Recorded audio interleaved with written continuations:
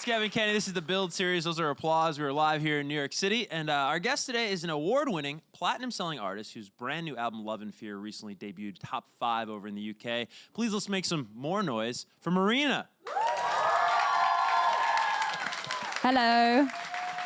I'm not just saying this to be polite. Those are some of the loudest cheers we've had at Build. Thank you. Yeah. Thank Got lots you. of friends in the crowd today, it seems. That's awesome. Nice to see you. Thank you for coming. Round of applause to yourselves.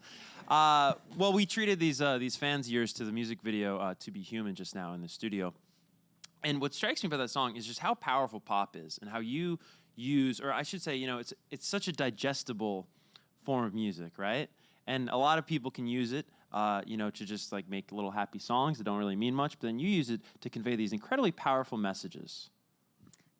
Thanks. Yeah, I've always appreciated the power of pop culture to transform the way that people think about social issues. But for myself, I just love pop music. Like, I think what I've realized with this recent album that came out, there's always the same comments every album. It's either like, this is like so indie, like with Fruit, or like, this is so pop, this is so commercial, this isn't Marina. And I'm like, do you know what I listen to on a day-to-day basis is like pure pop. And I think people like sometimes, when you are an artist who crosses between alternative and pop culture, they kind of have like this purity complex with you where they think that you shouldn't be writing pop music. But I love that you said that because I totally agree. I think it's so powerful, but I'm just a fan of it anyway. I love kind of really neat melodies, so that's what why pop has always appealed to me. Right. I think it was you in an interview, or it was somebody talking about you. They talked about how pop music's almost a Trojan horse, right? Where the analogy that always comes to my mind, which is probably going to sound terrible, but like when your parents yell at you when you're a little kid, right? And they're just yelling at you, you're never going to get that point, right? But if they sit you down and they speak to you with respect, and they speak to you in sort of, you know, which is rare, but when they do that, that's when the lessons land. And I feel like that's the testament to your music is, you know, sometimes whether it be a protest song or maybe a political song, if it's just so over the top and just beating you over the head with the point. But I feel like you sort of like lull us in there, and it's like, yo, this is a bop. I like this. Wait, what's she talking about? Yeah. Oh, yeah, that's a good point. Yeah, I should look more into that, you know? Thank you. Yeah, I have heard that before. But yeah, I don't know. Sometimes I think I'm not that pop actually. Like, Human is quite an orthodox song melodically. What do you guys think? Do you see it as like more of a pop song or more of an alternative song? Fusion. I like that. Yeah, I like that too. Yeah, but I don't know. It's very strict, like in terms of what gets on radio and stuff in that like cultural sphere. It's very difficult. But I kind of, with my own career, I let go of that a long time ago. Yeah. Do you even think about radio when you're making music now? No, because it just it just doesn't work for me for whatever reason. Like if I'm ever on the radio, it's not because of me trying. It's just because it's happened. Right. Yeah, each artist has like different processes and goals, but I feel like I've always I can't help but create exactly what I want. That always wins over commerce. Yeah. Well, you struggled a little bit at a point in your career, right? I want to say around album 2 with, you know, it was kind of collaboration heavy. Did you feel like you lost a little bit of the narrative there? No, I like totally constructed a huge narrative in that I pretended to be a different person. So yeah, in a way, you're right. But I think in a response to being encouraged to work in a very, how should I put it? In a very, it's hard to talk about because what springs to mind is the word generic, but what I mean is that the people I was working with were the most successful people in pop music, and they were so talented. But that meant that I didn't have a lot of control, like with production. I didn't have a lot of say in that.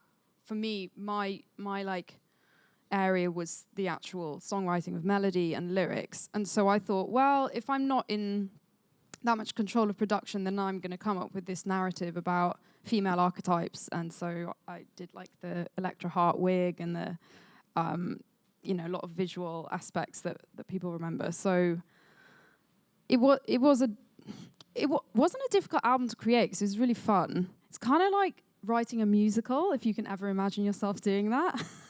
Maybe one day. Yeah.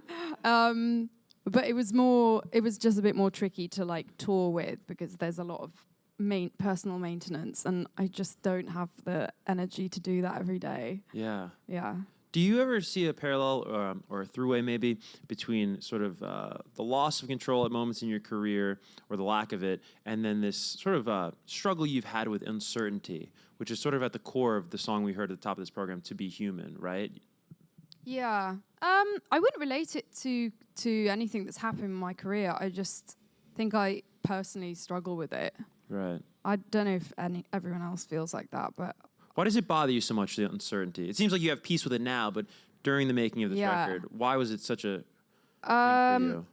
I think because my whole life has kind of changed after Fruit. I wasn't sure if I wanted to, have this as a career anymore. I didn't know how it was. I was able to like have a sense of well-being whilst doing this, and so I was thinking, well, what else am I going to do with my entire life? Like I was thinking very big dramatic terms, and I didn't know.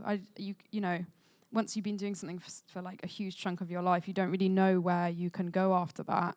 And so that was difficult, but that was totally uncertainty focused. That was my issue. It wasn't that, I might have a change of career. It was just, I hated not knowing what was going to happen. Right. Yeah. Was that based at all, that fear, that uncertainty, was that sort of rooted in this relationship you've had with the artist and the person, right? Because you've said in the past, that you were so tethered to you as an artist, there wasn't much You left. have researched this beautifully.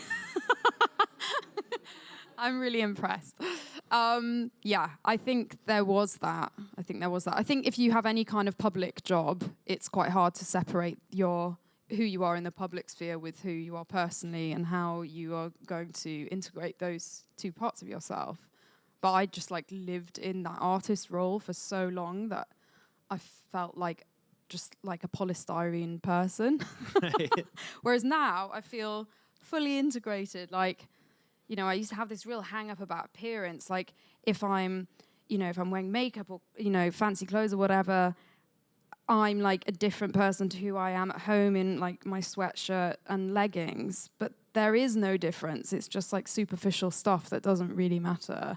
Whereas now I don't feel any difference to if I see a fan on the street and I'm like not wearing any makeup and look kind of rough.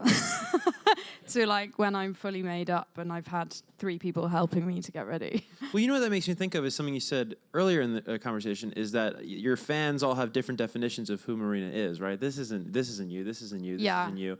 Does that also carry over into what you're just saying, whether you're all glammed up or whether you're just kind of rocking sweats and hanging out? Ooh, I don't know.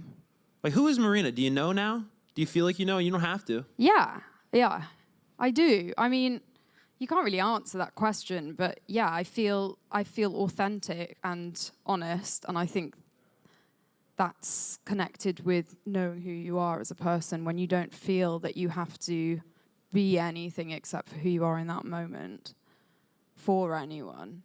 So maybe there's a different Marina for every moment. Maybe there's a different all of us for every moment. For all of us, yeah. I've read many books on this, actually. All of us change depending on context. And actually, my partner is someone who, it's so subtle, the way, like, in context, he, like, barely changes. And he's one of the few people in my life that I've ever met who's like that. It's kind of, like, mad. In the sense and he's very, like, natural, authentic person. Unapologetically himself, is that yeah, like say for example there's a different you for like work or like going to a bar with your friends or like hanging with your girlfriend or boyfriend or whatever, or like being with your family. You alter your behavior slightly because we are social animals and we don't even know that we're doing it. But with my boyfriend, he's like the same all the time, which I think's amazing. Yeah. It's endearing, if anything, right? Yeah. It's very you talk about reading all those books. You read those books in school, I'm guessing, right? Because you went. No. I kind of, with identity, I wasn't really aware of it or like looking inside myself till like 24, 25, and I started to become interested in it. But you also studied psychology, I understand, at uni, I did, right? yeah, but only last year. Right. I just did 6 months in University of London. That sort of now what has to be a command over the human condition, right? And learning so much more about why we are the way we are, and it plays into the title we'll get into in a little bit.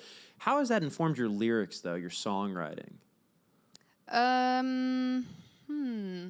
Well, I think this record is less about internal conflicts or struggles, and it's more about the world around me, like Human, Superstar. I'm just like, what's my album again? I've just had 3 weeks off, so I'm like, who is Love and Fear? Yeah.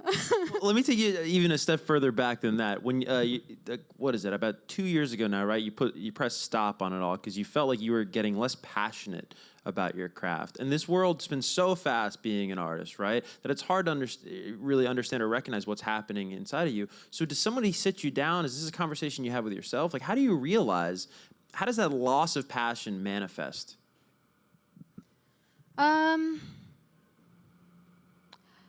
I suppose not feeling the same about things you used to feel passionate about. So one thing that's always been consistent with me is songwriting. I've always loved. That's never gone away. But mainly just things like, I don't know, even at the time doing photo shoots or like gigs towards the end, I was just like, I don't know if I'm like motivated in this way anymore. And maybe that means I should do something else. But this time around, it's so different. I think because I've let go of a lot of things that perhaps I connected to that. Like, my live shows now are so fun, and I've changed the format completely. I went from having a band of exclusively guys to now having like 4 dancers, no band, and they sing with me as well. So it's all choreographed. It's like contemporary choreography. Yeah. So doing things that challenge me in different ways is really good. Was it more a loss of passion or a lack of passion or a lack of purpose? Because did you get to a point both, right? Because you're like, why am I doing this? Like I've done, like, I don't know. I think that's when you become very popular as you have, right? You have to come to a point at one point where you go, well, wait, what am I doing this for? Like, what really difference am I making? Yeah, I think there was a very clear distinction pre like the end of Fruit. I think I was operating as an artist kind of in a more like ego-based or validation-based way, and then I lost the like desire to have that. I didn't need validation from anyone anymore. Because you got it? Yeah, because I was happy with myself, and I thought, oh my God, that means like it's gone. I shouldn't be here doing this anymore. And so then you stop doing that and you try other things, and then you think, wow, my sole purpose before has gone. So then you feel purposeless. Scary. So this is like really the result of that period. And yeah, this record is kind of, I mean, each record has been quite different, but this is much more of like a mature record.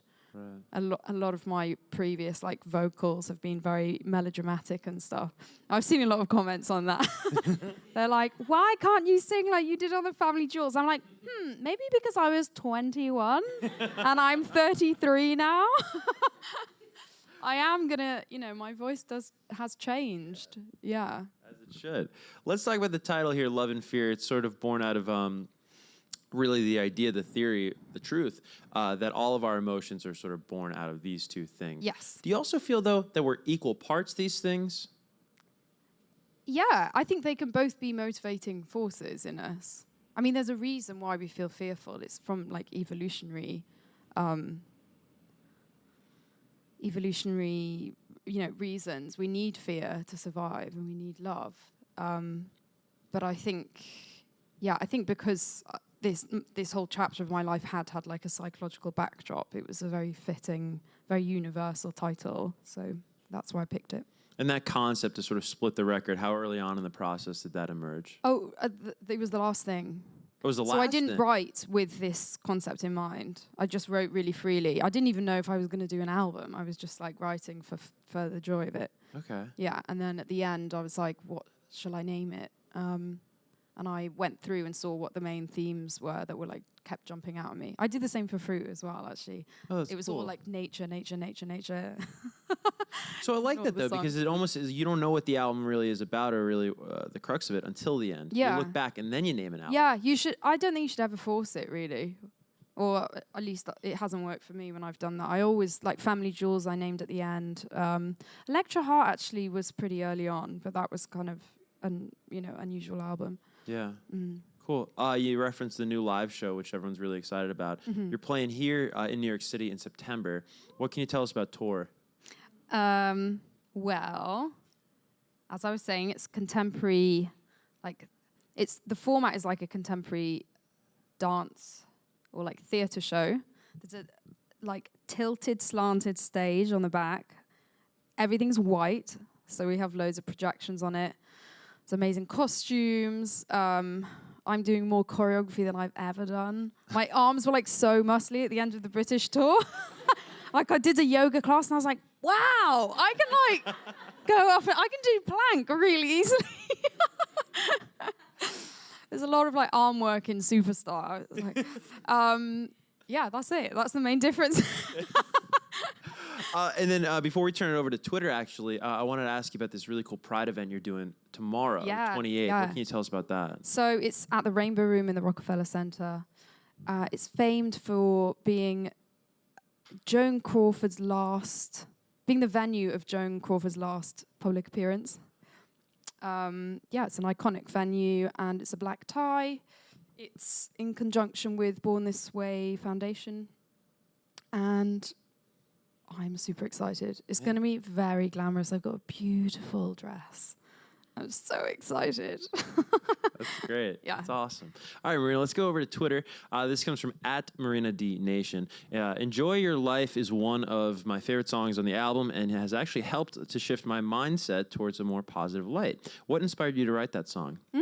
Good question. It's actually, the answer is in this tweet. I wanted to something that would help shift my mindset.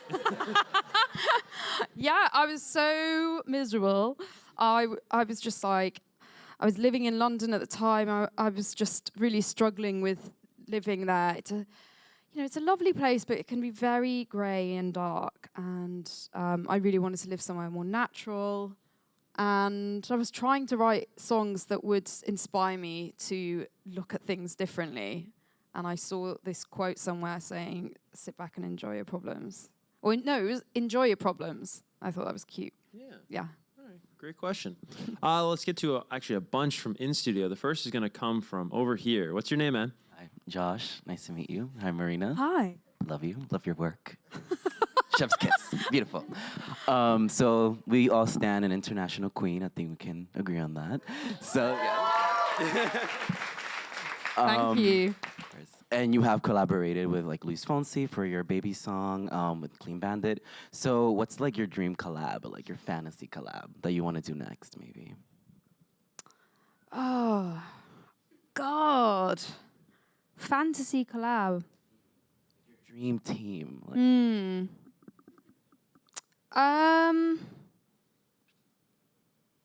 Maybe No Doubt. What Yeah. like sound shifts? Yeah, like as a band, like Gwen and the band. I love Nicky Jam. I love Anita. I love Latin music. And I'm so happy it's like dominating pop culture because it's the best. Yeah. Yeah, that's it for now. Yeah. Cool. Hey. So you've done Electra Heart. I want to know if you could do another sort of persona type album, but focused on a villain. What would she look like? What would her name be? And what would her backstory be? Love that. I mean, Electra was kind of a villain, dressed up as a pop star. She was a biatch, actually. That's why it was so fun creating her, because I just don't think I could be that in real life. I was like too nice. Yeah, but never say never. maybe I'll end up creating something for a musical. I would love to write a musical one day. Yeah, watch this space. All right, next question is going to come from over here. What's your name?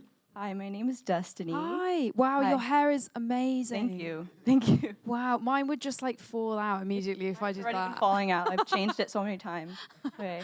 My question is, did you help design tour outfits? And if so, what inspired the Love and Fear outfits? That's a good question. I do help, yeah. Me and my stylist Mercedes, we usually go over initial ideas. I wanted to have something that was really powerful and female. And I was looking at a lot of old Beyonce stage costumes.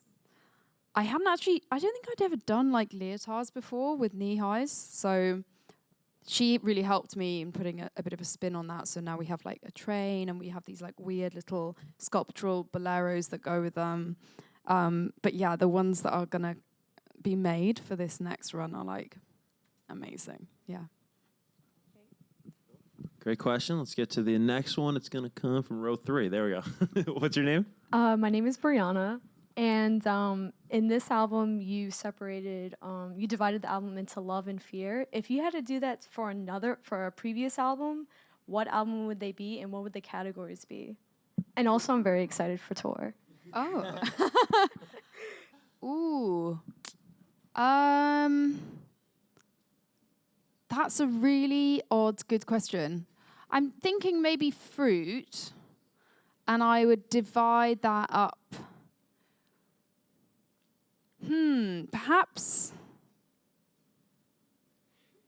maybe in it's quite similar to Love and Fear, but Hope and Despair, because I feel there were songs on it Savages that were from the same vein as To Be Human, but so much bleaker.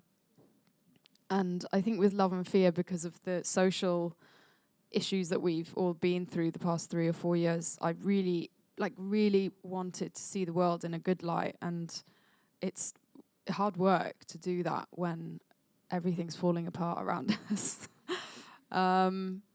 So yeah, probably, yeah, hope and despair for fruit. Sweet craft shirt, by the way. Oh, thanks. Dig that. Great soundtrack. All right, Marina, we are unfortunately out of time, but thank you so much for stopping by. Thank you for having me. Tour's going to get going big time this fall, and we can follow you. Big time. Big time. It really is. You heard it here first. All right. Take us out. It's Marina, everybody.